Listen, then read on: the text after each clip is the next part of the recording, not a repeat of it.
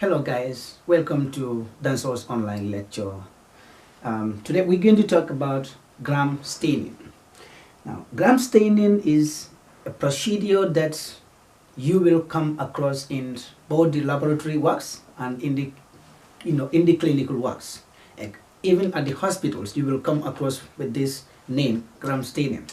Now, gram staining basically, this name came from the person who discovered these techniques, who is called Christian Gram.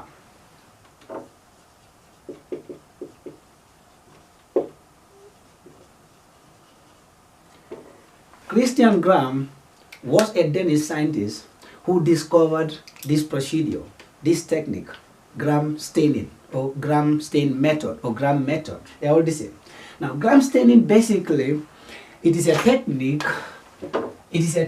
which was developed basically for only one reason, that is to classify bacteria into either gram-positive bacteria or gram-negative bacteria.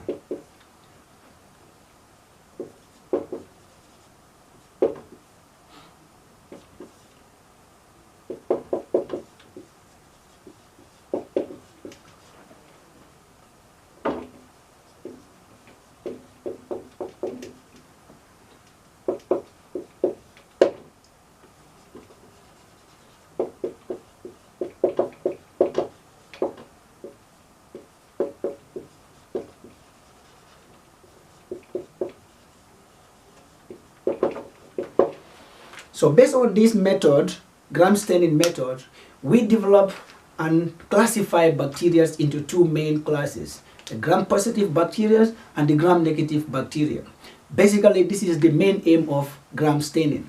But now, how do we carry out this gram staining? And what criteria do we use to classify bacteria?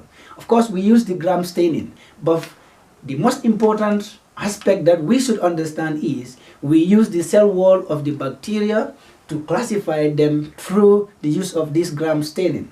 And that cell wall of the bacteria, as we know, is what we call the peptidoglycan.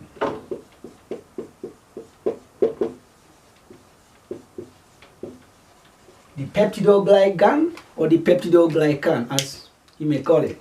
Now, basically, this is the cell wall of the bacteria. All the bacteria have this cell wall, the peptidoglycan, and this is one of the differences between the bacteria and the plants. The plants will have the cellulose cell wall, but the bacteria will have the peptidoglycan. Now, the gram-positive bacteria and the gram-negative bacteria, the structure of this peptidoglycan layer in them is quite different, and because of that, the differences arises during this procedure. And basically, what we use is let me delete this one and then try to put things together. Let me just delete this one.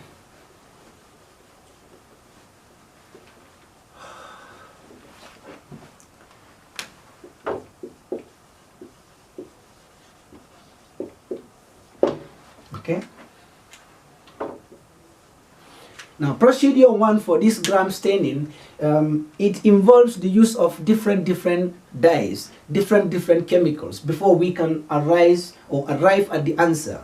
Now, the first chemical that we use is what we call the crystal violet. Okay, basically what we do is you put your bacteria on your slide and you add this chemical there, crystal violet.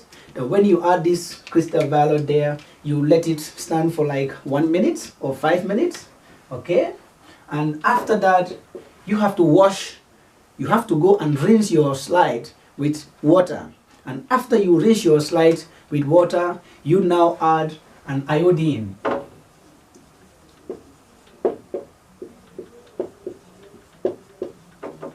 You now add an iodine solution to it. And after you add an iodine solution to it, again you have to wait for a little bit. Why do we have to wait all these whiles? Because we would like to see the reaction with the cell wall of the bacteria with these chemicals, whether they're going to penetrate or whether they're going to change their colors. So that's why we have to wait. Then you wait for a certain time again, and when you come now, this time around, we add alcohol. You rinse it and later you come and add alcohol. So We add alcohol there so that it can decolorize this chemical that we are adding there. So it acts as a decolorizer in this form.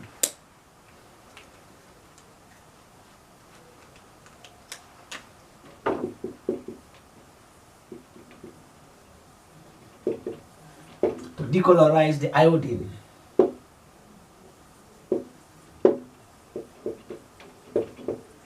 Okay, and alcohol is going to decolorize an iodine solution. Now the last step of the gram staining method is where we add our safranin.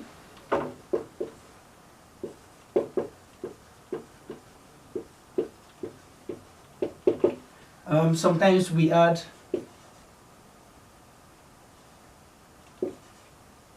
fission. Okay, we either add safranin or we add fission. So when you add this one now, you wait, and now you see the reactions between the peptidoglycan layer, as we said, the cell wall of this bacteria, and this counter stain dye, which is the safranin or the fission. So now you are going to wait. You compare the gram negative and the gram positive bacteria. If there is going to be a changes in their color with regards to the reactions of this. So for the gram positive bacteria, after you add all this process, so you do all this process, for the gram positive bacteria, you will see the gram positive bacteria, they will change to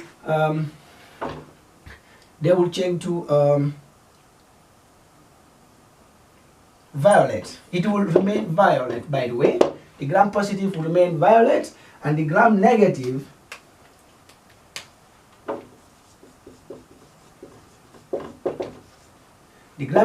bacteria, you will see them, they will change their color to pink. Why do they have to change their color? It's because of the differences in the structure of the cell wall between the gram positive bacteria and the gram negative bacteria. So basically, this is not the only differences between the gram positive bacteria and the gram negative bacteria. There are lots of differences between them. But for the purpose of gram staining, the only thing we are interested in the gram staining is to identify the bacteria into either gram positive or gram negative bacteria.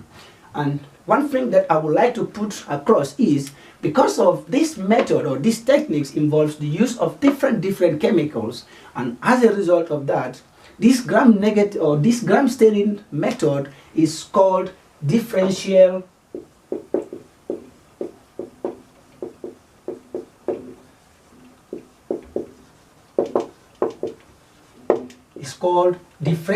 staining. A differential staining means it is a staining where it involves the use of different chemicals. If a particular method involves the use of a single chemical, of course, that one cannot be called a differential staining. But for the gram staining procedure, as we see, almost 4 steps, we call it a differential staining.